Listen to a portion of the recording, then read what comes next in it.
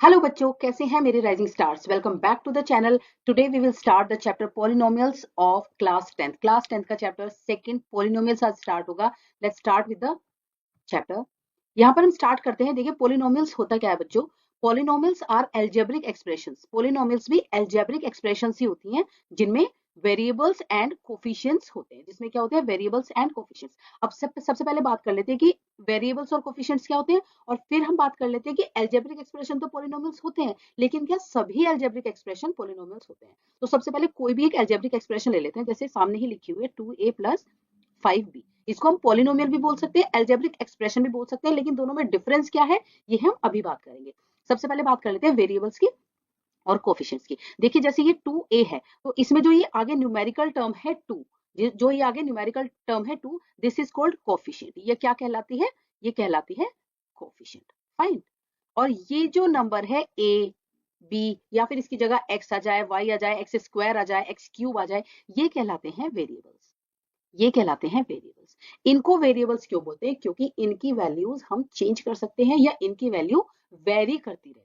Fine, very करती रहती है, इसलिए इनको वेरिएबल्स कहा जाता है। तो आपको अभी बेसिकली ये ध्यान रखना है कि कोई भी अगर एक्सप्रेशन है, एल्जेब्रिक एक्सप्रेशन है या कोई पॉलिनोमियल है, इसमें जो ये आगे वाली टर्म है ये कोफिशिएंट होती है, एंड ये जो पीछे वाले नंबर्स हैं ये कहलाते हैं वेरिएबल्स। और अगर कोई नंबर बिना वेरिएबल के, जैसे यहाँ पर 3 है, तो इसको हम बोलते हैं कांस्टेंट। इसको हम क्या बोलते हैं, कांस्टेंट। ये आपको ध्यान रखना है। कोफिशिएंट और कांस्टेंट में क्या फर्क रहेगा, कोफिशिएंट के साथ हमेशा वेरिएबल लगेगा, और कांस्टेंट जो नंबर है ये बिना वेरिएबल के होगा। फाइन, एक तो ये बात ध्यान रखनी है। सेकेंडली, अभी मैंने बोला था कि आपको कैसे पता चलेगा कि ये पोलिनोमियल है या एल्जेब्रिक एक्सप्रेशन है। तो एक बात तो आपको ध्यान रखनी है, कितनी भी ये एक्सप्रेशंस है, ये this one, this one, this one, ये सभी एल्जेब्रिक है। सबसे पहले आपको पता चलेगा कि ये सभी एल्जेब्रिक है, जिनमें वेरिएबल्स होते हैं, सभी एल्जेब्रिक एक्सप्रेशन है। लेकिन इनमें से कुछ सेलेक्टिव होती है जिनको हम पॉलिनोमियल्स बोलते हैं। सभी एल्जेब्रिक एक्सप्रेशन, मतलब जितनी यहाँ ये सारी दी हुई है और जितनी यहाँ ये सारी दी हुई है, सभी एल्जेब्रिक एक्सप्रेशन जो है पॉलिनोमियल्स नहीं हो सकती। कौन सी नहीं हो सकती, ये नीचे आपको ध्यान रखना है। इनसे आपको पता चल जाएगा जो 1 अपॉन में x चल रहा है। फाइन, 1 अपॉन में x चल रहा है, या कोई भी वेरिएबल 1 अपॉन में, 2 अपॉन में चल रहा है, मतलब डिनोमिनेटर में चल रहा है, क्योंकि इनकी पावर ऊपर जाकर क्या आ जाती है, नेगेटिव्स में आ जाती है। क्या आ जाती है, नेगेटिव्स में आ जाती है। तो एक तो ये पॉलिनोमियल्स नहीं हो सकते। दूसरा, अंडर रूट्स में जो चलेंगी चीजें वो पॉलिनोमियल्स नहीं हो सकती, क्योंकि उनकी पावर आती है, आपको ध्यान रखना है, ये आ गई आपकी इसमें रेशो में।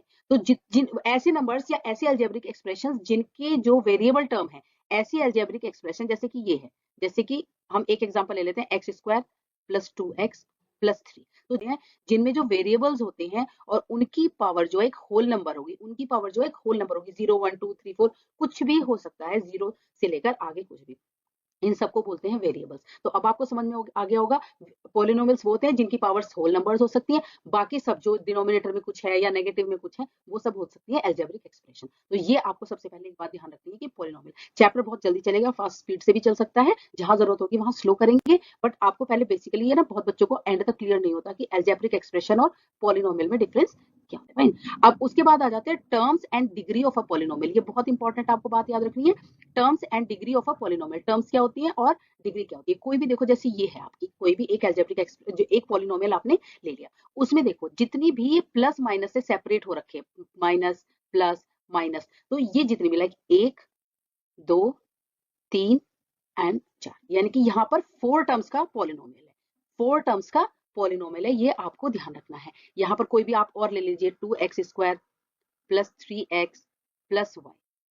तो यहाँ पर देखिए 1 term, second term, third term, तो यहाँ पर 3 टर्म्स का पॉलिनोमियल है। कितने टर्म्स का है, 3 टर्म्स का पॉलिनोमियल है। और ले लेते हैं 3xy plus 2x plus 3y। यहाँ पर भी आपको अब ये नहीं देखना कि मैम यहाँ पर x y इसको 2 मानेंगे, नहीं, ये जो एक सिंगल होगा, जो ये प्लस से सेपरेट हो रहा है, ये दूसरा सिंगल होगा, ये जो सेपरेट हो रहा है ये तीसरा सिंगल होगा, थर्ड वन होगा। तो ये भी 3 टर्म्स का पॉलिनोमियल है, ये आपको बात ध्यान रखनी है। फाइन, तो यहाँ से आपको पता चल जाते हैं टर्म्स। अब देखिए जैसे ये है, इसमें कितने टर्म्स हैं, 4x plus 2, there are 2 terms, there are 2 terms only, तो ये 2 टर्म्स का पॉलिनोमियल है। यहाँ पर 3 टर्म्स है, 3 टर्म्स का पॉलिनोमियल है। यहाँ पर 4 टर्म्स है, 4 टर्म्स का पॉलिनोमियल। ठीक है, एक तो ये बात आपको ध्यान रखनी है। सेकेंडली, आपको जो यहाँ पर याद रखना है, डिग्री आपको पता होनी चाहिए। What is the meaning of degree, the maximum power of a polynomial. किसी भी पॉलिनोमियल में जो पावर है यानी कि जो वेरिएबल्स हैं उनके ऊपर जो नंबर लगा हुआ होता है, जो एक्सपोनेंट होता है या उसको हम पावर भी बोलते हैं, वो मैक्सिमम जो भी होगी पॉलिनोमियल में वही उस पॉलिनोमियल की डिग्री होगी, वही उस पॉलिनोमियल की डिग्री होगी। फॉर एग्जांपल हम इन्हीं चारों एग्जांपल से ले लेते हैं। फर्स्ट वन में आप देखिए, फ्रॉम द फर्स्ट वन यहाँ पर 4x प्लस 2 है, this is 4x plus 2। What is the power of x? जहां पर पावर कुछ नहीं होगी आपको ध्यान रखना है, वहां पर 1 पावर होती है, तो डिग्री हेयर इज, जो डिग्री यहाँ पर होगी वो होगी बच्चों 1। डिग्री क्या होगी यहाँ पर 1। सेकेंडली इसमें आ जाइए, यहाँ पर डिग्री क्या होगी, बिकॉज मैक्सिमम पावर इज 2 से ज्यादा यहाँ पर कोई पावर नहीं है, तो डिग्री इज 2। यहाँ पर डिग्री कितनी होगी 2। सिमिलरली है 5x cube minus 4x square plus x minus 2, maximum degree is 3, तो यहाँ पर डिग्री कितनी हो गई, मैक्सिमम पावर इज 3, तो डिग्री इज 3। इसी तरीके यहाँ पर डिग्री कितनी हो जाएगी, 6 हो जाएगी। ये आपको ध्यान रखना है कि डिग्री होती है जो मैक्सिमम पावर होती है पॉलिनोमियल के, जो वेरिएबल्स हैं उसमें जो मैक्सिमम पावर है सबसे ज्यादा, आपको चाहे जरूरी नहीं है वो आ गया है। फॉर एग्जाम्पल एक क्वेश्चन ले लेते हैं, 4x क्यूब 6x4 प्लस 2। यहाँ पर देखिए मैक्सिमम डिग्री 4 है, मैक्सिमम पावर 4 है, दैट मीन्स डिग्री जो यहाँ पर होगी इस पॉलिनोमियल की वो क्या होगी, 4 होगी, 3 नहीं होगी। फाइन, आगे से मतलब नहीं है, मैक्सिमम जो है तो वो यहाँ पर आपकी डिग्री हो जाएगी। अब आगे बात कर लेते हैं polynomials based on the basis of terms and degrees. Degrees और टर्म्स की बेसिस पे पॉलिनोमियल्स के अलग अलग नाम रखे गए हैं। पहले टर्म्स के बेसिस पे हम देख लेते हैं। टर्म्स में देखिए, अगर एक टर्म का पॉलिनोमियल है, एक टर्म का पॉलिनोमियल को बच्चों हम डिनोट कैसे करते हैं, पी ऑफ एक्स से कर सकते हैं, एफ एक्स से कर सकते हैं, सिंपल किसी नंबर से कर सकते हैं। इस तरीके से हम पॉलिनोमियल को, मतलब कुछ भी कर सकते हैं, इस तरीके से हम पॉलिनोमियल को डिनोट करते हैं। तो अगर एक टर्म का पॉलिनोमियल है, एक टर्म से क्या मतलब, कौन कौन से हो सकते हैं एक टर्म के, मैं बताती हूँ। जैसे अगर कभी आपके पास 3 है, अकेला एक 3 नंबर है, तो इसको भी आप पॉलिनोमियल ही मानेंगे। अब ये क्वेश्चन आ जाएगा कि मैम ये पॉलिनोमियल कैसे हो गया, ये तो कांस्टेंट है। नहीं, देखिए कांस्टेंट कैसे रहेगा, अगर आप 2x प्लस 3 है तो ये आपका कांस्टेंट माना जाता है। लेकिन अगर एक सिंपल वर्ड है तो इसको आप पॉलिनोमियल बोल सकते हैं। अब आप कहोगे कि मैम इसमें तो एक्स वाई जेड कुछ लगा हुआ नहीं है, तो ये पॉलिनोमियल कैसे हो सकता है। ये एक कांस्टेंट पॉलिनोमियल हम इसको मान सकते हैं। देखिए जहां पर कुछ नहीं होता हम एक्स की पावर क्या लगा देते हैं, 0। क्योंकि देखो इसका मतलब क्या है, अगर आपके पास 3 अकेला था तो इसका मतलब क्या होता है, 3 into 1। क्या होता है इसका मतलब, 3 into 1। अभी हम एक्स की बात नहीं करते हैं, अभी हम 2 मिनट के लिए रुक जाते हैं, एक्स की बात नहीं करते हैं। इसको हम क्या लिख सकते हैं, 3 into 1। और 1 अगर क्या होता है एक्स की टर्म्स में, एक्स की पावर अगर 0 हो, एक्स की पावर अगर 0 हो, आपको ध्यान रखना है, तो इसको 1 भी बोला जाता है। एक्स की पावर 0 को 1, कोई भी वेरिएबल है अगर उसकी पावर 0 होती है तो उसका मतलब होता है 1। जैसे अगर y की पावर 0 है तो उसका मतलब है हम 1 की बात करें। तो यहाँ पर p ऑफ x एक पॉलिनोमियल हो जाएगा। और ये कितनी टर्म्स हैं, देखिए अगर मैं आपको 3x लिखूं, अभी मैंने लास्ट में बताया था कि इनको हम 2 नहीं मानेंगे, इसको हम मानेंगे सिंगल, इसको हम मानेंगे सिंगल। हाँ, प्लस के साथ यहाँ पर कुछ अटैच हो जाता, फिर ये डबल हो जाते, फिर ये 2 टर्म्स के हो जाते। तो अभी ये सिंगल टर्म का है, ठीक है। अभी ये, इसको हम एक बार डिलीट करके यहां से बात करते हैं। देखिए ये p ऑफ x जो है यहाँ पर 3 दे रखा है, तो हम इसको क्या लिख सकते हैं, x की पावर 0। लेकिन ये टर्म तो एक ही है, ये टर्म तो ओनली 1 है। तो जो सिंगल टर्म वाले होते हैं बच्चों, उनको बोलते हैं मोनोमियल। क्या बोलते हैं, मोनोमियल। अगर आपके पास 3x प्लस 2 है, अगर आपके पास 3x प्लस 2 है, 0 की बात नहीं कर रही हूं, अब यहाँ पर x की पावर 1 आ चुकी है, अब यहाँ पर 2 टर्म्स हो गई हैं, तो ये बायनोमियल। मतलब सिंपल भाषा में आपको एक टर्म वाले और भी हो सकते हैं, जैसे 4x भी हो सकता है, या फिर 3xyz, ये भी एक ही टर्म है। मैंने देखो ये अलग अलग बताया बेटो, ये एक बताया, ये दूसरा बताया, ठीक है। इसको आप 2 नहीं मानेंगे, ठीक है। इसको आप ये नहीं मानेंगे कि यहाँ पे मैंने प्लस माइनस लगाया। मैं तो कुछ एग्जाम्पल यहाँ पे दे रही हूँ। जैसे एक और एग्जाम्पल ले लेते हैं, 4xy ले लेते हैं, एक और एग्जाम्पल ले लेते हैं यहाँ पर 3z ले लेते हैं। तो ये सब, ये भी मोनोमियल है, ये भी मोनोमियल है, ये भी मोनोमियल है, ये भी आपने 8th क्लास में सब ये पढ़ा हुआ है। 2 टर्म्स वाले बाइनोमियल। इसी तरीके से 3 टर्म्स वाले, अगर 4x square plus 3x plus ये हो गया 2, तो ये हो गया आपका ट्राइनोमियल। ये क्या हो गया आपका, ट्राइनोमियल। ऐसे ही होता है आपका क्वाड्रिनोमियल। फाइन, तो ये तो on the basis of terms हम पॉलिनोमियल को कैसे नाम रखते हैं, कैसे हम उनका नेम रखते हैं। तो एक टर्म वाले को मोनोमियल, 2 टर्म वाले को बाइनोमियल, 3 टर्म वाले को ट्राइनोमियल। इस तरीके से हम यहाँ पर नाम रखते हैं। फाइन, अब हम बात कर लेते हैं डिग्री से। Let me delete it. अब बात कर लेते हैं on the basis of degree. Degree के बेसिस पर हमने नाम कैसे लिखे हुए हैं पॉलिनोमियल्स के। देखिए अगर कोई 1 डिग्री वाला है, अभी डिग्री आपको समझाई थी, हम यहाँ पे p ऑफ x ले लेते हैं। 2x plus 1। यहाँ पर x की मैक्सिमम पावर कितनी है बच्चों? x की मैक्सिमम पावर यहाँ पर है 1, तो ये है 1 डिग्री का। ये कितनी डिग्री का हो गया? ये हो गया 1 डिग्री का। तो 1 डिग्री वाले का जो हम नाम लिखते हैं वो हम लिखते हैं लीनियर पॉलिनोमियल। Linear polynomial. और इसका जो आप ग्राफ बनाएंगे वो एक सिंगल लाइन बनती है, ठीक है? सिंगल लाइन किधर से भी निकल जाएगी, ऐसे निकल जाएगी, सिंगल लाइन बनती है। लीनियर इसको इसलिए बोला जाता है। तो ये होते हैं लीनियर पॉलिनोमियल। सेकेंडली, अगर आपके पास 2 डिग्री का है, 2x² प्लस 3x प्लस 1, तो डिग्री यहाँ पर देखिए बच्चों कितनी हो गई? डिग्री यहाँ पर हो गई 2 डिग्री हो गई। तो इसको हम बोलते हैं क्वाड्रेटिक। इसको हम बोलते हैं क्वाड्रेटिक पॉलिनोमियल, ठीक है? Quadratic polynomial. उसके बाद अगर आपके पास 3 डिग्री का हो गया, मान लिया कोई और पॉलिनोमियल ले लेते हैं, 2x³ प्लस 1x प्लस 3, तो ये हो गया आपका क्यूबिक पॉलिनोमियल। ये हो गया आपका cubic polynomial. Cubic polynomial. 4 degree का अगर कोई आपके पास आ जाता है, 4x², चलो 9 कर लेते हैं, और 3x4 प्लस 2x प्लस 1। यहाँ पर देखिए मैक्सिमम पावर कितनी है बच्चों? यहाँ पर मैक्सिमम पावर है 4। इनको हम बोल देते हैं biquadratic. Biquadratic, fine. तो ये इस तरीके से डिग्री के बेसिस पे linear, then quadratic, then cubic, then biquadratic. आपकी क्लासेस में जो अभी आपको सॉल्व करने हैं वो बस लीनियर और क्वाड्रेटिक करने हैं। क्यूबिक आपके एनसीईआरटी में दिया हुआ है, बट वो आपके सिलेबस में नहीं है, that is out of syllabus, fine. तो ये आपको ध्यान रखने हैं। डिग्री के बेसिस पे आपको नेम पता चल गए और आपको टर्म्स के बेसिस पर नाम पता चल गए। अब क्वेश्चन आ जाता है या कोई एक टर्म आ जाती है, बार बार आपके चैप्टर में ये वर्ड चलेगा, ये वर्ड आपके चैप्टर में बार बार चलेगा, zeros of a polynomial. Zeros of a polynomial से क्या मतलब है? देखो, जीरोज से तो सबसे पहले आप बिल्कुल सिंपल लैंग्वेज में समझेंगे। जीरोज का मतलब है सॉल्यूशन। जीरोज का मतलब है सॉल्यूशन ऑफ अ पॉलिनोमियल।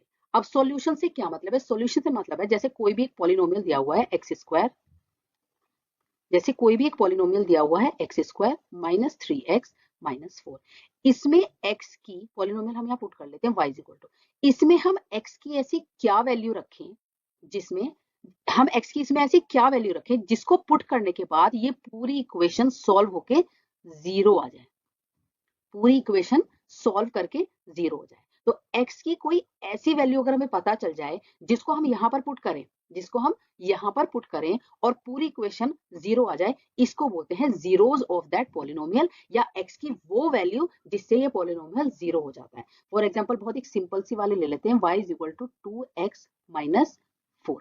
यहाँ पर x की हम ऐसी सोच के देखिए कि क्या वैल्यू पुट करें जिससे कि y यहाँ पर 0 आ जाए, y यहाँ पर 0 आ जाए। तो ये बहुत सिंपल वाली है। बच्चे एकदम कहेंगे कि मैम 2x की जगह आप 2 रख दीजिए। तो इसको हम सॉल्व करते हैं, x की जगह हमने क्या पुट किया 2, तो यहाँ पर हम सॉल्व करते हैं तो 4 माइनस 4 इज इक्वल टू 0। तो ये जो x की वैल्यू 2 है ये सॉल्यूशन है इसका।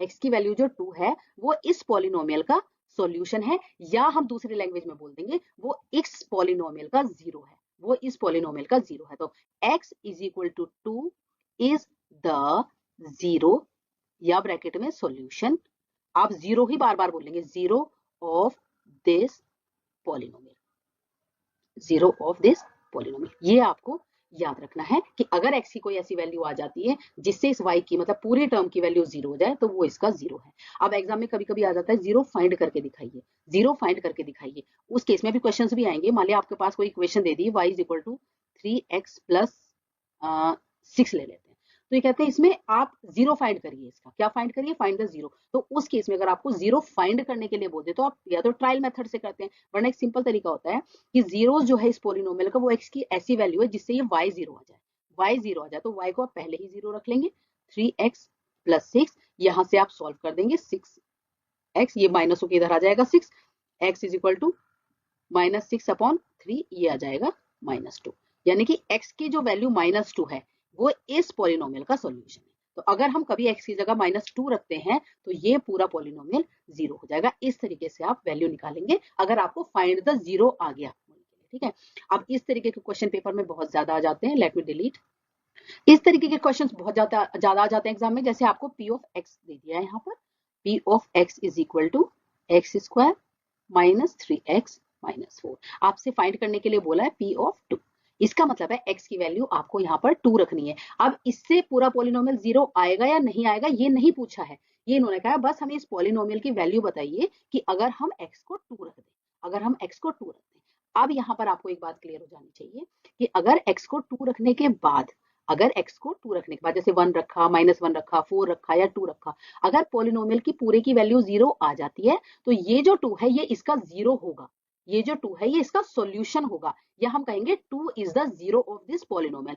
लेकिन अगर 2 रखने के बाद ये पूरी इक्वेशन 0 नहीं आती है तो 2 इसका 0 नहीं है, 2 इसका सॉल्यूशन नहीं है या 0 नहीं है, बस 2 की तो वैल्यू रख के हमने कोई आंसर यहाँ पर पाया है। फाइन, तो यहाँ पर वैल्यू कैसे रखते हैं, x की जगह यहाँ पर 2 रखा, -3, फिर 2 रखा और 4, यहाँ पर हो गया 4 -6 -4, यहाँ से ये कट हो गए और ये आ गया -6, ठीक है, प्लस माइनस कट हो जाते हैं 6, तो यहाँ p of 2 is equal to -6 आया है।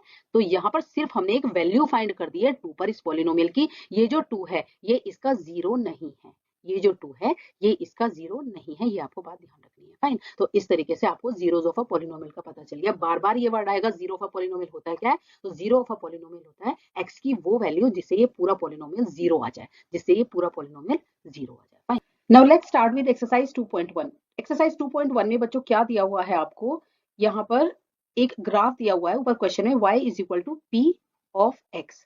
इसमें आपसे पूछा है कि ये जो y equal to P of X है, इस ग्राफ के अलग अलग ग्राफ्स में यहाँ पर सॉल्यूशन बताइए, यानी कि नंबर ऑफ जीरोस बताइए। आपके एग्जाम में आएगा तो कोई भी एक ग्राफ आएगा, यहाँ पर बहुत सारे ग्राफ्स के लिए बोला है कि एक ही क्वेश्चन से आप बताइए अलग अलग ग्राफ्स में कितने सॉल्यूशन पॉसिबल हैं। तो आपको ध्यान रखना है, देखिए सबसे पहले आपको जो बात ध्यान रखनी है वो रखनी है, आपसे पूछा है पी ऑफ एक्स, यानी कि आपको जो वैल्यू फाइंड करनी होती है एक्स की करनी होती है, मतलब आपको एक्स की टर्म्स में जीरोस फाइंड करनी होती है। अब इस बात का क्या मतलब है कि एक्स की टर्म्स में, मतलब ग्राफ जहां जहां एक्स एक्सिस को कट करेगा, क्योंकि एक्स की वैल्यू कहाँ होती है, ये होती है एक्स एक्सिस, यहाँ होती है एक्स की वैल्यू, तो जहां जहां ग्राफ एक्स एक्सिस को कट करता है वहां वहां आप समझ लीजिए आपको नंबर ऑफ जीरोस आप फाइंड करेंगे, ये आपको ध्यान रखना है। अगर यहाँ पर एक्स गिवन है, इसका मतलब आपसे एक्स एक्सिस पर पूछा गया है कि कितनी नंबर ऑफ जीरोस है। अब देखिए, आप अगर इस ग्राफ की बात करते हैं, इस ग्राफ में क्या ये ग्राफ कहीं से भी एक्स एक्सिस को कट कर रहा है, ये ग्राफ कहीं पर भी एक्स एक्सिस को कट नहीं कर रहा है, ठीक है, ये कहीं पर भी एक्स एक्सिस को कट नहीं कर रहा है, इसका मतलब यहाँ पर नंबर ऑफ जीरोस कितनी है, नो जीरो, यहाँ पर कोई भी जीरो मतलब कोई भी सॉल्यूशन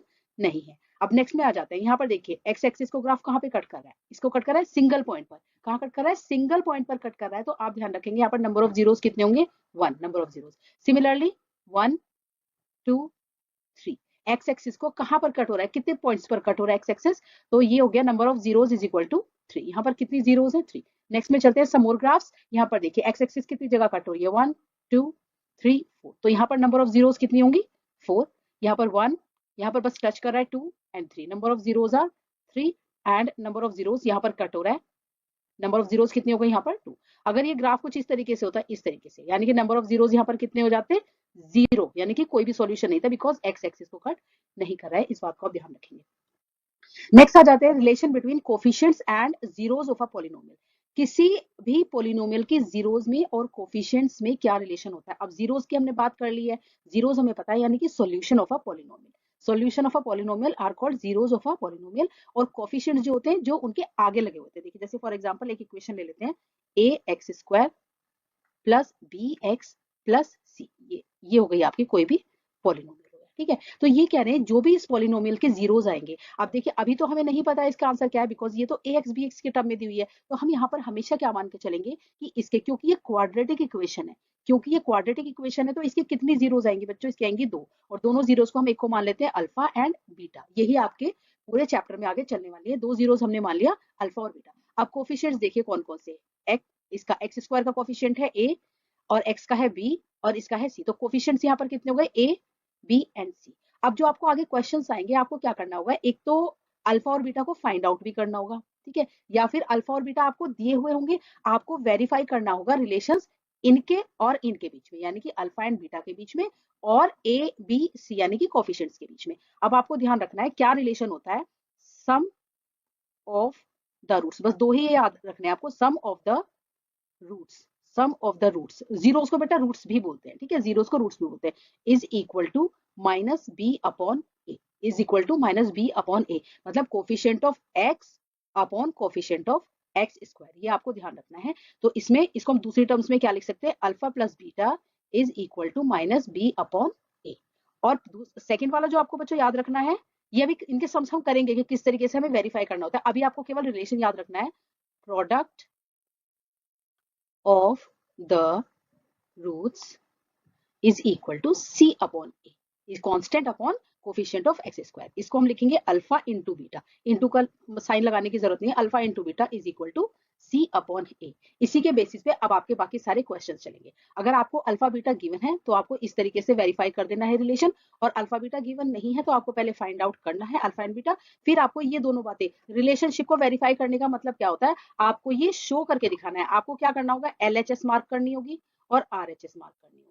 एलएचएस में आप अल्फा और प्लस बीटा करके दिखाएंगे कि जैसे कोई भी दो रूट्स आ गई, मान लिया 2 और 4 आ गई, ठीक है, तो आपको पहले इन्हें दोनों को ऐड करके दिखाना होगा कि 2 + 4 इज इक्वल टू 6, और यहाँ पे आपका जो कोफिशिएंट्स होंगे वो भी आपको शो ही करके दिखाने होंगे कि भाई ये दोनों कोफिशिएंट भी इसके बराबर आए हैं सॉल्व करके। तो ये अभी जब क्वेश्चन करेंगे तब पता चलेगा, लेकिन मैं आपको बता देती हूँ, पहले लेफ्ट हैंड साइड पे आपको इन्हें ऐड करके दिखाना पड़ेगा रूट्स को, और राइट हैंड साइड में आपको इस फॉर्मूले से सेम आंसर लाके दिखाना पड़ेगा, तो ही आपका रिलेशनशिप जो है कोफिशिएंट और जीरोस के बीच में वो वेरीफाई होगा। सेकंड एक्सरसाइज चलते हैं 2.2 का। Question number 1, find the zeros of the following quadratic polynomials. यहाँ पर कुछ क्वाड्रेटिक पॉलिनोमियल्स दिए हुए हैं, एक बार रिकॉल कर लेते हैं। क्वाड्रेटिक पॉलिनोमियल्स मतलब जिनकी डिग्री, यानी कि जो x है या y वेरिएबल है उसकी जो मैक्सिमम पावर है वो यहाँ पर 2 है, जिनकी मैक्सिमम पावर 2 होती है उनको बोलते हैं क्वाड्रेटिक पॉलिनोमियल। अब आपको इस क्वेश्चन में क्या करना है, फाइंड द जीरोस। जीरोस का बच्चों मैंने एक और नाम बताया था कि या तो सॉल्यूशंस होता है या फिर जीरोस का एक और नाम होता है रूट्स। अगर आपको रूट्स फाइंड आउट करने के लिए बोल दे तो भी मतलब आपको इस पॉलिनोमियल के, आपको इस वाले पॉलिनोमियल के दो रूट्स यानी कि दो सॉल्यूशंस निकालने के लिए बोला है। तो फाइंड द जीरोस भी बोला है and verify the relationship between zeros and there coefficients. Coefficients में और जीरोस में जो है रिलेशन भी बताना है। तो सबसे पहले हम बात कर लेते हैं कि किस तरीके से हम जीरोस फाइंड करते हैं। आपने 8th क्लास में मिडल टर्म स्प्लिटिंग से आपने सीखा हुआ है जीरोस कैसे फाइंड करते हैं। एक बार फिर से रिकॉल कर लेते हैं, जो बच्चे नए हैं या जिन्होंने 8th क्लास में नहीं पढ़ा है उसके लिए मैं बहुत स्लोली यहाँ पर 2 क्वेश्चंस में कम से कम या 3 क्वेश्चंस में I will teach you the method of splitting the terms, किस तरीके से स्प्लिट करते हैं, how we find the roots of this polynomial, किस तरीके से रूट फाइंड आउट होती है। बहुत स्लो स्पीड से चलेंगे और जिनको आता है वो बच्चे स्किप करके अपना करते चले। फाइन, तो सबसे पहले क्या करते हैं बच्चों, देखो जैसे कोई भी पॉलिनोमियल है x² - 2x एंड -8, सबसे पहले हम देखते हैं कि यहाँ पर कुछ लगा है क्या। ठीक है, अगर यहाँ पर कुछ अटैच है तो इसकी मल्टीप्लाई हम सबसे पहले करेंगे लास्ट वाले कांस्टेंट में, लास्ट वाले कांस्टेंट में। तो यहाँ पर कुछ नहीं है तो इसका मतलब 8 × 1 = 8। तो ये जो 8 है बच्चों, आपको इसके इस तरीके से फैक्टर्स करने हैं, ध्यान रखिए। इसके देखो बहुत सारे फैक्टर्स हो सकते हैं, 1 × 8 भी हो सकता है, 2 × 4 = 8 भी हो सकता है वाले में से, या इसमें जितने भी पॉसिबल फैक्टर्स है, जितने भी पॉसिबल तरीके से ये 8 आ सकता है, उनमें से किसी एक को आपको चूज करना है जिससे कि आपका ये मिडल नंबर आ सके, चाहे प्लस करके आए चाहे माइनस करके आए, ये मिडल वाला आ सके। अब देखिए इन दोनों को ना तो प्लस करके और ना ही माइनस करके ये 2 आ रहा है, नहीं आ रहा है, लेकिन इसको देखें, प्लस करके तो 2 नहीं आ रहा है, बट माइनस करके 2 आ रहा है, माइनस करके 2 आ रहा है। अब बहुत सारे टीचर्स आपको प्लस या माइनस में समझाते हैं, तो सबका अपना मेथड है। मेरा मेथड वो सिंपलेस्ट मेथड है जिससे हर कोई बच्चा कर पाएगा। ठीक है, मैं इस वाले मेथड को, इस वाले पार्ट को चूज कर रही हूँ, और चूज करने के बाद देखिए हम किस तरीके से करते हैं। पहले मैं आपको रफ यहाँ पर समझा देती हूँ। आगे वाले नंबर को ऐसे ही लिखना है, जो ये आगे साइन दिया हुआ होगा इसको एज इट इज लिखें। ये आपको मैं वो तरीका बता रही हूँ जिससे कि कोई भी कर पाएगा, आपको प्लस या माइनस में कंफ्यूज होने की जरूरत ही नहीं पड़ेगी, किसको प्लस लूं किसको माइनस लूं, आपको कुछ नहीं करना होगा। आप ये आगे वाले नंबर को माइनस एज इट इज लें। अब यहाँ पे आप लगाएंगे ब्रैकेट, अब यहाँ पे आप लगाएंगे ब्रैकेट। अब जो आपने चूज किया है, जो आपने 4 और 2 को चूज किया है, उसको देखिए आप प्लस करके 2 आ रहा है या माइनस करके 2 आ रहा है, कि मैम माइनस करके 2 आ रहा है, 4 में से 2 गया 2, और दोनों के साथ आप लगा दीजिए x, कि 4x में से 2x माइनस हो गया, और बाद वाले नंबर को भी आप एज इट इज लिखिए, कुछ नहीं करना। अब आप इसको ओपन कर दीजिए, इस ब्रैकेट को ओपन, देखिए माइनस यहाँ पर है, प्लस यहाँ पर है, माइनस प्लस -4x, और माइनस यहाँ पर है और प्लस, ये माइनस ही यहाँ पर है, तो माइनस माइनस क्या हो जाएगा, +2x - 8। बहुत बच्चे जो है इसको भी स्किप कर सकते हैं, जिनको डायरेक्ट पता है कि मेरे को माइनस का चाहिए तो बड़ा वाला माइनस लेंगे, छोटा वाला प्लस लेंगे, और जिन बच्चों को ये प्लस माइनस की बात समझ में नहीं आती वो इस स्टेप से कंटिन्यू करेंगे। x², इस साइन को एज इट इज रखेंगे, फिर देखेंगे ये 2 कैसे आता है, ये 4x - 2x करके 2 आ गया एंड -8। अब आप इसमें से एक नंबर कॉमन लेंगे और इसमें से एक नंबर कॉमन लेंगे। अभी हम 2 क्वेश्चन से और इसी मेथड को करेंगे जिससे कि हर बच्चा कर पाए। ठीक है, इन दोनों में से देखिए x कॉमन आ गया, यहाँ पर बचा x माइनस 4। अब ये बच्चों कॉमन कैसे लेते हैं, जैसे यहाँ पर x और x है और यहाँ पर 4x है, तो एक x यहाँ से और एक x यहाँ से, ठीक है। इसको भी मैं आपको रुकी, इसको मैं और थोड़ा सा इलेबोरेट करके आपको बताऊंगी। नेक्स्ट वाले क्वेश्चन से हम थोड़ा डायरेक्ट करेंगे। देखिए इसका क्या मतलब होता है, ये होता है x मल्टीप्लाई x, ये होता है 4 मल्टीप्लाई x। ये आपको करना नहीं है एग्जाम में, ये जस्ट आपको यहाँ पर समझाने के लिए। इसका मतलब है 2 मल्टीप्लाई x और इसका मतलब है 8। फाइन, तो इन दोनों में से हमने क्या किया, एक x बाहर लिया है। इसके बाद आप डायरेक्ट इस स्टेप पे आ सकते हैं। इसमें से दोनों में से हमने एक x बाहर ले लिया। एक x देखो, इन दोनों में से एक x यहाँ पर बाहर आ गया तो एक x बच गया, और ये वाला भी x इसका यहाँ पर बाहर आ गया तो यहाँ पर 4 बच गया। ये दोनों में से बाहर आता है, कॉमन का मतलब दोनों में से बाहर आता है। प्लस इसी तरीके से देखिए यहाँ से x तो दोनों के पास है नहीं, तो आप x तो बाहर नहीं ले सकते, लेकिन हाँ आपको ये पता है कि हम 8 को हम क्या लिख सकते हैं, 8 को हम क्या लिख सकते हैं, 8 को हम लिख सकते हैं बच्चों 2 इंटू 4। तो यहां से देखिए 2 कॉमन आ रहा है 2, और यहां पर अंदर क्या बच गया x माइनस 4। ये बात आप ध्यान रखेंगे कि ये वाला और ये वाला ब्रैकेट हमेशा सेम आएगा, नहीं आ रहा है तो आप कुछ गड़बड़ कर रहे हैं, ठीक है। अब x और प्लस 2 ये दोनों को जो सेपरेट वाले हैं इनको एक साथ लिख लीजिए, और x माइनस 4 इनको एक साथ लिख लीजिए, और इक्वल टू में लगाइए 0। इक्वल टू में आपका चलेगा 0। फाइन, इक्वल टू में आपका चल गया यहाँ से 0। अब आपको ये दोनों नंबर x प्लस 2 को भी 0 के इक्वल रखना है एंड x माइनस 4 को भी 0 के इक्वल रखना है। और आपको यहाँ से x की वैल्यू आ गई -2 और यहाँ से x की वैल्यू आ गई आपकी +4, यानी कि डायरेक्ट आप लिख सकते हैं ये एक हो जाता है आपका अल्फा और एक हो जाता है आपका बीटा। फाइन, तो इस तरीके से आपको ये मैंने बिल्कुल सिंपलेस्ट और बिल्कुल इलेबोरेट करके आपको समझा दिया है कि किस तरीके से हमें रूट्स फाइंड आउट करनी है। अब यहाँ पर डायरेक्ट करते हैं कि किस तरीके से हम डायरेक्ट करेंगे। देखिए 8 है, एक्स स्क्वायर माइनस 8 को हम ला सकते हैं 4x माइनस 2x, ठीक है। आप इसको स्किप कर सकते हैं जिनको आ गया है। अब यहाँ पर x square minus 4x plus 2x minus 8। अब यहाँ से कॉमन लेंगे और यहाँ से कॉमन लेंगे। यहाँ से कॉमन लिया x तो यहाँ गया x माइनस 4, यहाँ से कॉमन लिया 2, यहाँ गया x माइनस 4। फाइन, अब यहाँ से x प्लस 2 को एक साथ लिया और यहाँ से x माइनस 4 को लिया। यहाँ x प्लस 2 को इक्वल टू 0 रखना है और यहाँ x माइनस 4 को इक्वल टू 0 रखना है। यहाँ से x की वैल्यू आ गई -2, यहाँ से x की आ गई वैल्यू +4, तो अल्फा जो हो गया आपका -2 है एंड बीटा जो है आपका वो आ गया 4। तो इस तरीके से आपके रूट्स आ गए, ये क्या आ गए आपके रूट्स। इस तरीके से आपको एग्जाम में डायरेक्ट करना है। फाइन, अब ये हो गया रूट्स निकालने का तरीका। अब इसके बाद किस तरीके से आपको वेरीफाई करना है relationship between zeros and coefficients, वो मैं अब आपको करा देती हूँ, ठीक है। एक मिनट में इसको डिलीट कर लेती हूँ राइट हैंड साइड को। Okay, now we have to verify the relationship between zeros and coefficients. अब देखिए इसको करने के लिए सबसे पहले आपको पता होना चाहिए जीरोस। जीरोस हम निकाल चुके हैं, ठीक है। Here alpha is equal to -2 and beta is equal to 4। अब देख लीजिए कोफिशिएंट्स क्या क्या है, कोफिशिएंट्स जो है, ठीक है। कोफिशिएंट्स क्या क्या है वो भी आप पहले ही लिख सकते हो। कोफिशिएंट्स में कोफिशिएंट्स जो है आपके वो a है आपका जो एक्स स्क्वायर का कोफिशिएंट होता है, ठीक है। X square minus 2x minus 8, तो एक्स स्क्वायर का कोफिशिएंट यहाँ पर 1 है और b आपका हो जाएगा यहाँ पर -2 और c यहाँ पर हो जाएगा आपका -8। फाइन, अब देखिए रिलेशनशिप में आपको क्या करना है, रिलेशन फाइंड करने के लिए सबसे पहले आप लेंगे LHS एंड RHS। LHS में पहले आप निकालेंगे सम ऑफ द रूट्स। सम जैसे मैंने आपको अभी वीडियो में लास्ट वीडियो में आपको समझाया था सम ऑफ द रूट्स। देखो सम ऑफ द रूट्स, और यहाँ पर सम ऑफ द रूट्स होता है बच्चों -b/a, ठीक है। ये बात आपको सब में ध्यान रखनी है, इस तरीके के हर क्वेश्चन में आपको यही करना है। सम ऑफ द रूट्स में देखिए अल्फा प्लस बीटा, जो कि आपका अल्फा कितना है -2, बीटा कितना है +4, ये आपका आ गया बच्चों +2, ठीक है। माइनस प्लस क्या होता है माइनस, और 4 में से 2 गया 2, और यहाँ पर देखिए माइनस और ब्रैकेट में b आपका देखिए कितना है 1, b कितना है 1, b कितना है सॉरी 2, रुकिए b यहाँ सर आपको देखिए b आपको गिवन है -2, b क्या गिवन है -2, और a जो आपको बच्चों गिवन है वो है 1। अब आप इसको सॉल्व करेंगे तो ये माइनस माइनस क्या हो जाएगा प्लस, यानी कि +2। अब आप देखिए यहाँ से LHS आपका किसके बराबर आ गया, आपका आ गया RHS के बराबर। अब यहाँ पे लिखेंगे प्रोडक्ट्स ऑफ द रूट, अब यहाँ पर लिखेंगे products of the roots.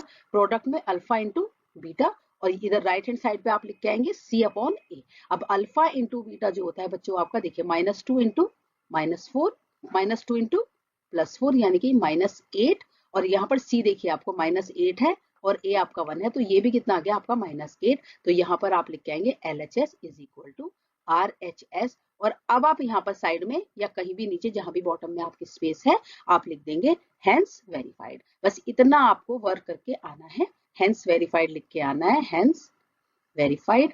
Fine, तो ये समझ लीजिए आपका हो गया पूरा क्वेश्चन, जितने भी मार्क्स का आपका एग्जाम में आएगा इस तरीके से सिर्फ आपको करना है। नेक्स्ट क्वेश्चन पे चलते हैं, आप थोड़ा सा स्पीड अप करेंगे। देखिए सबसे पहले आपको क्या बताया था, 4 1 4। सबसे पहले आपको क्या बताया था, 4 1 4।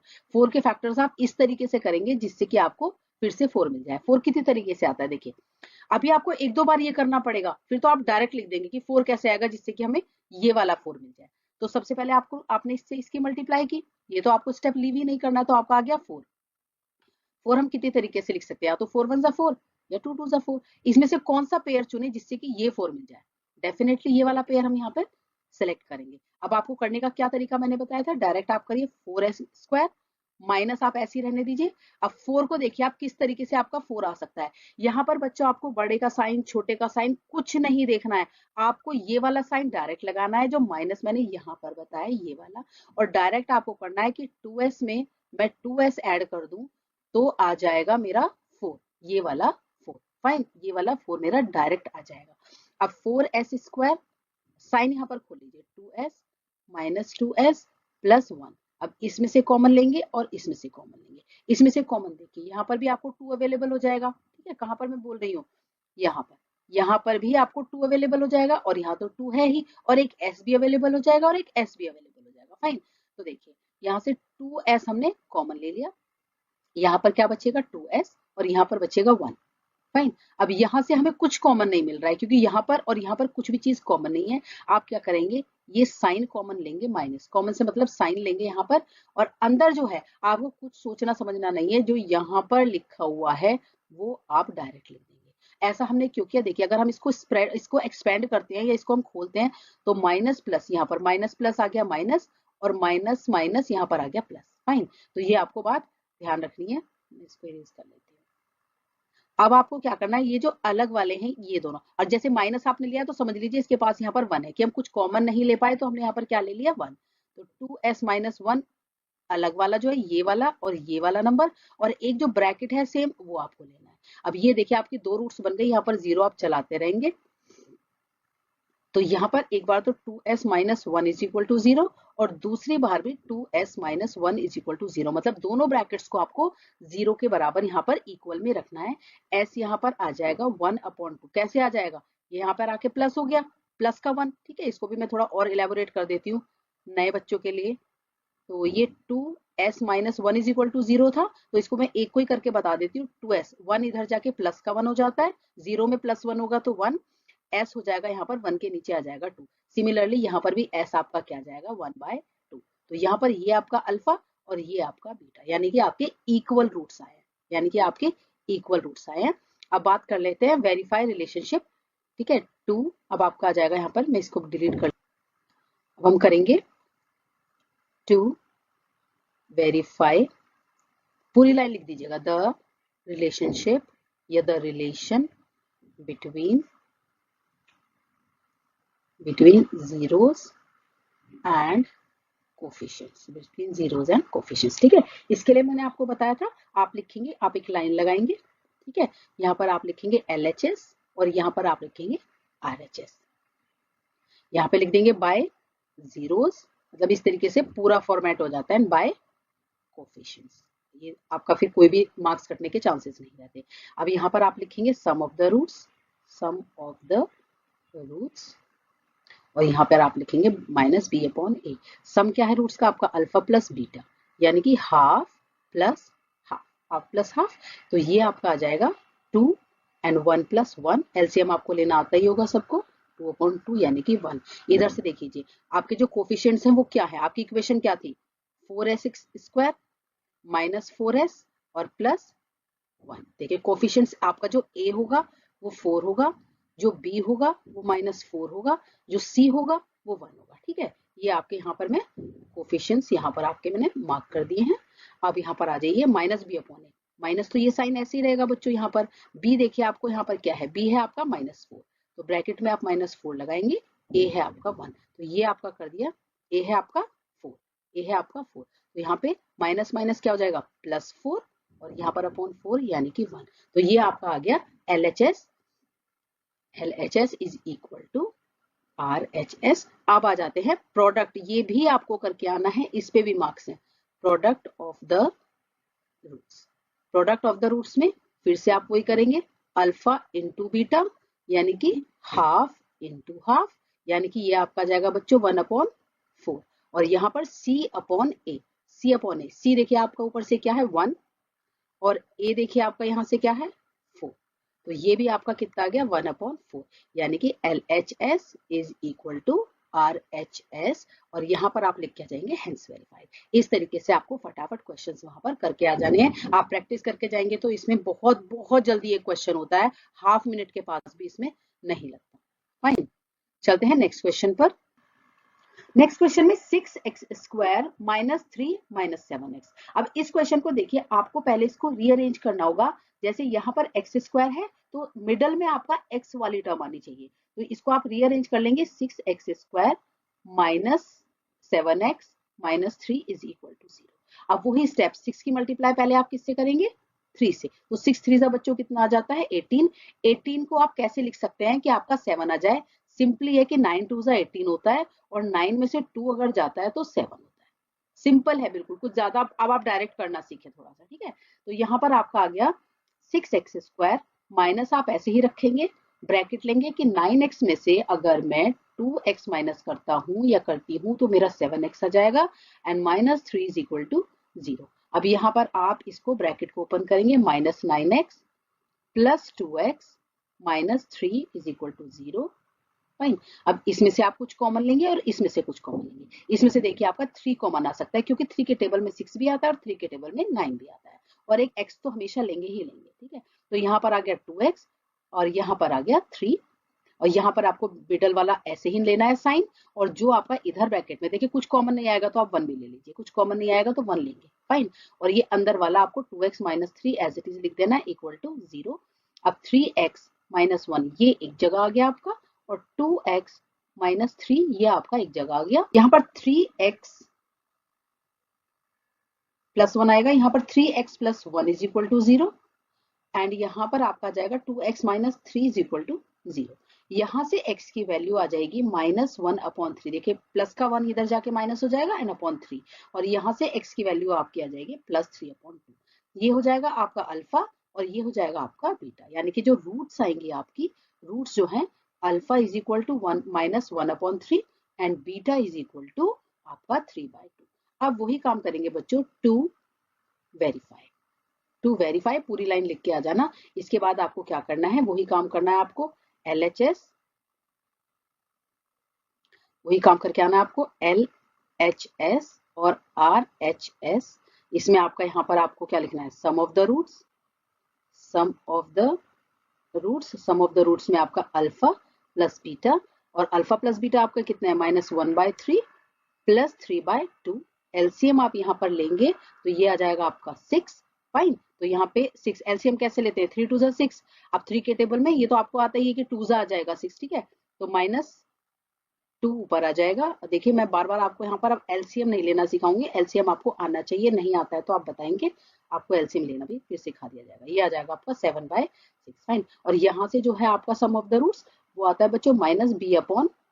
अब देखो रिलेशनशिप में जब हमने स्टार्टिंग में करते थे तो हम यहाँ पर सारे के सारे पहले ही लिख लेते थे कि कोफिशिएंट्स हमारे क्या क्या है। तो कोफिशिएंट आपके क्या क्या है, देखिए हमारी इक्वेशन जो बनी थी वो ये वाली बनी थी। इससे a आपका है बच्चों 6, b आपका है -7 और c जो है आपका बच्चों वो है आपका -3, ठीक है। तो अब आप इसको देख के करेंगे, b जो है आपका -7 है और c जो है आपका ए जो है आपका वो 6 है, तो यहाँ से आपका आ गया माइनस माइनस +7/6, यानी कि ये और ये दोनों इक्वल आ गए। आप लिख के आ जाएंगे RHS is equal to LHS की, ये दोनों चीजें इक्वल है।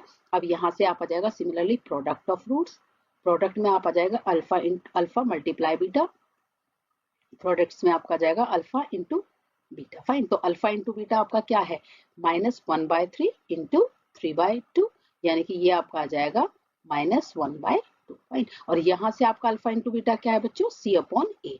ठीक है, प्रोडक्ट क्या हो जाएगा यहाँ पर, C इंटू ए, C/A। तो C आपका है -3 और A है बच्चों आपका 6, तो ये आ गया 1/2 माइनस का। सिमिलरली यहाँ पर भी LHS is equal to RHS और आपका आ जाएगा हेंस वेरीफाइड। फाइन, तो इस तरीके से आपको सारे सम्स करके आ जाने हैं। Let's go on the next sum. बस मैं आपको आगे के सम्स में केवल आपको मैं रूट्स निकालना सिखा रही हूँ। वेरीफाई द रिलेशनशिप आपको पता चल गया है, आप यहाँ पर कोफिशिएंट्स पहले ही मेंशन कर लीजिए और फिर जो भी साथ में अल्फा प्लस बीटा और साथ में जो भी -B/A है उन दोनों को आप सॉल्व करके दिखा देंगे। अब मैं आपको डायरेक्ट बस रूट निकालना सिखा रही हूँ। देखिए रूट्स कैसे निकालिए, इस तरीके का अगर आपको क्वेश्चन आ जाए, कांस्टेंट प्रोवाइड नहीं हो रहा है तो कोई बात नहीं, आप इसमें से ही डायरेक्ट जो कॉमन आ सकता है वो कॉमन ले। जैसे इसमें से आपका कॉमन आ जाएगा 4 और कॉमन आ जाएगा u, क्या आ जाएगा 4 एंड u। अंदर क्या क्या बचेगा, देखो 4u में से यहाँ 4u आ गया, 4u स्क्वायर में से तो यहाँ पर केवल u बचा, u है ये बेटा 4 नहीं है, ठीक है u। एंड यहाँ पर 8u में से 4u बाहर आ गया तो यहाँ पर केवल बचा 2। फाइन, कैसे करते हैं कॉमन, अगर इसकी मल्टीप्लाई करेंगे तो ये नंबर आ जाना चाहिए और इसकी यहाँ मल्टीप्लाई करेंगे तो ये वाला नंबर आ जाना चाहिए। फाइन, तो ये हमारा इजीली यहाँ पर आ रहा है। अब आप क्या करेंगे, ये दोनों नंबर्स को 4u इक्वल टू 0 रखेंगे एंड, ठीक है, एंड u प्लस 2 को भी आप इक्वल टू 0 रखेंगे। यहाँ पर u जो है आपका वो 0/4, यानी कि u जो है आपका यहाँ पर कितना आ जाएगा, यहाँ पर आ जाएगा 0 और यहाँ पर आपका u जो है बच्चों वो आ जाएगा -2। तो ये हो गया आपका अल्फा और ये हो गया आपका बीटा, दिस इज u। ठीक है, ये u है, तो यहाँ अल्फा और बीटा, फिर आप वही वेरीफाई कर देंगे रिलेशनशिप C/A और -B/A करके। फाइन, नेक्स्ट करते हैं। इस तरीके का अगर आपको क्वेश्चन आ जाए तो आपको क्या करना होता है, इस तरीके से t² है और यहाँ पर अगर आपको कोई ऐसा नंबर मिल रहा है, मान लिया आपको 25 मिल रहा है तो उसको आप 5² लिखेंगे, आपको 36 मिल रहा है तो इसको आप 6² लिखेंगे। इस तरीके से आप मेंशन करेंगे, लेकिन 15 को आप स्क्वायर, और लेकिन 15 को आप इस तरीके से मेंशन नहीं कर सकते। तो ऐसे केस में क्या होता है, आप क्या करेंगे, जो भी आपको नंबर प्रोवाइड है उस पर रूट लगाकर यहाँ पर स्क्वायर कर देंगे। ठीक है, क्योंकि इसका भी मतलब क्या होता है, √15 के स्क्वायर का मतलब क्या होता है बच्चों, इसका मतलब होता है 15, रूट का मतलब होता है हाफ, और ये आपने 2 ऊपर से लगा ही दिया तो इसका मतलब हमने कुछ नहीं किया, 15 को एज इट इज रखा है। तो इस तरीके से आप यहाँ पर करेंगे, इक्वल टू में 0 चलेगा। अब इसको देखो, a² - b² का बच्चों क्या फॉर्मूला होता है, a + b and a - b। तो यहाँ पर t प्लस √15, एक तो ये हो जाएगा ब्रैकेट में, एंड t माइनस √15 एक ये हो जाएगा, इक्वल टू 0। अब इन दोनों ब्रैकेट्स को आप इक्वल टू में रखेंगे 0 के, t प्लस √ यहाँ पर सॉरी माइनस है ये, t minus √15 is equal to 0। यहाँ से t की वैल्यू आ जाएगी -√15 और यहाँ से t की वैल्यू आ जाएगी +√15। This is your alpha and this is your beta. ठीक है, अब एडिशन सब्ट्रैक्शन, चलो एक बार मैं यहाँ पर आपको LHS राइट हैंड साइड में नहीं लिख के दिखा रही हूँ, मैं डायरेक्ट करवा दे रही हूँ। वो आप पेपर में जब करेंगे तो पूरा अच्छे तरीके से मेंशन करेंगे। देखिए, अगर आप अल्फा प्लस बीटा करते हैं तो आपका जाएगा -15 प्लस √15, ये कट के आ जाएगा 0, और आप अल्फा इंटू बीटा करते हैं तो -√15 इंटू प्लस √15, ये आ जाएगा आपका 15 माइनस का, ये आ जाएगा आपको 15 माइनस का। अब आप अगर इनको रिलेशन से करते हैं कि भाई हम कोफिशिएंट से कैसे करें, तो -B/A आना चाहिए सम के बराबर और ये आना चाहिए C/A के बराबर। एक बार करके देख लेते हैं। देखिए -B यहाँ पर क्या होगा या फिर C यहाँ पर क्या होगा, देखिए एक बार करके देख लेते हैं। जब हमारे पास कोफिशिएंट्स नहीं होते, देखिए यहाँ पर t² का कोफिशिएंट तो a होता है, तो a तो यहाँ पर 1 है। फाइन, ये तो यहाँ पर 1 है। देखो ये क्वेश्चन मैं स्पेशली आपको बच्चों इसलिए करा रही हूँ कि अगर ऐसे क्वेश्चंस में आपको कैसे पता चलेगा कि मैम कोफिशिएंट्स कैसे निकालें, तो यहाँ एक बार कर लेते हैं कि मैं आपको सिखा देती हूँ कि कोफिशिएंट्स कैसे निकालते हैं। फाइन, कि कोफिशिएंट्स कैसे निकालते हैं। देखिए आपकी इक्वेशन थी t² - 15, t² - 15, a जो होता है वो t² का कोफिशिएंट होता है 1, बी होता है टी, अगर यहाँ पर कहीं होता उसका कोफिशिएंट, बट टी तो आपको यहाँ कहीं नजर ही नहीं आ रहा है। क्या आपको यहाँ पर कहीं टी दिख रहा है, नहीं दिख रहा है, तो आप बी को लगाएंगे 0 कि मुझे यहाँ पर टी कहीं भी नहीं शो हो रहा है, और सी आपका हो जाएगा -15। ठीक है, सी आपका हो जाएगा -15। अब अगर आप यहाँ पर करके देखते हैं क्वेश्चन को, अगर यहाँ पर करके देखते हैं तो देखिए माइनस बी आपका 0 है तो 0, और ए है आपका 1, तो यहाँ पर क्या हो जाएगा 0। देखो आ गया ना सेम, यहाँ पर भी 0 और यहाँ पर भी 0। अब सी अपॉन ए देख लेते हैं, सी है -15 और ए है यहाँ पर 1। अब इसको सॉल्व करेंगे तो -15। देखिए अब ये वाला इसके बराबर आ गया। तो इस तरीके से आपको एग्जाम में करके आना। नेक्स्ट क्वेश्चन कर लेते हैं, ये वाला। इसको किस तरीके से स्प्लिट करेंगे, सिमिलरली 3 4 से कितना हो जाएगा बच्चों 12। अब 12 को हम किस तरीके से फैक्टराइज करें या किस तरीके से इसको ब्रेक करें जिससे कि हमें ये बीच में यहाँ पे कुछ नहीं है तो 1 है, यहाँ पर कुछ नहीं है तो 1 है, जिससे कि हमें ये 1 मिल जाए। तो आप 12 को किस तरीके से करेंगे, 12 को देखिए आप 4 3 12 और 4 में से अगर 3 चला गया तो आपका 1 ही बचता है। तो आपको इस तरीके से स्प्लिट कर देना है, 3x² ब्रैकेट 4x में से मैं 3x माइनस करते हैं तो हम यहाँ पर हमको मिल जाता है 1 और 4 3 क्या हो जाता है 12 भी हो जाता है। फाइन, मतलब इन दोनों को मल्टीप्लाई करके ये 12 आना चाहिए और इन दोनों को माइनस या प्लस करके ये 1 आना चाहिए। ये आपको बात ध्यान रखनी है।